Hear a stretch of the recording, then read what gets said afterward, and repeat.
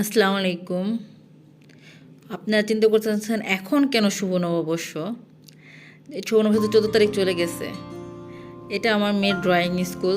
যেহেতু 14ই ঈদের পর 14 তারিখ পড়ছে, শুভ নববর্ষ ছিল। তো যার কারণে স্কুল অনুষ্ঠানটা করতে তারা লেট করে ফেলে। যার 26 তারিখ ছিল, শুক্রবার দিন ছিল।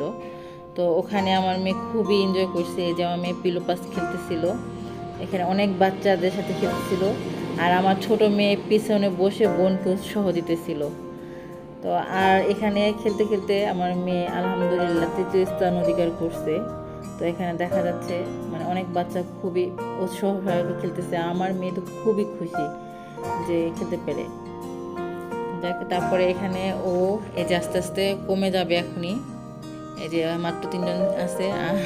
আল্লাহর অশেষ রহমত যে আমার মেয়ে তো পারলো। ও আসলে অতটা খেলার ভিতরে অ্যাক্টিভ না, তারপর এখানে যে পারছে এটাই অনেক আমার কাছে। এখানে আর ছেলেদের আরেক কোনার ছিল, যে ছেলেদের এখানে হচ্ছে আলাদা। তো এখানে একটু শর্ট ভিডিও নেওয়া হয়েছে, এতটা লং দেখানো হয় নাই।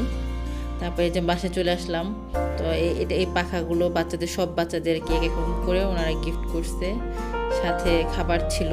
তো খাবার তো আপনার ছোটো করে ভিডিও দেখলেনি যে ওখানে কী কী ছিল খাবার। তো আমার ছোটো মেয়ে নাকি অনেক বাতাসা খাইছে, ও বাতাসা নাকি অনেক পছন্দ করছে। ইন্ডিয়ান চিকেন বল ছিল।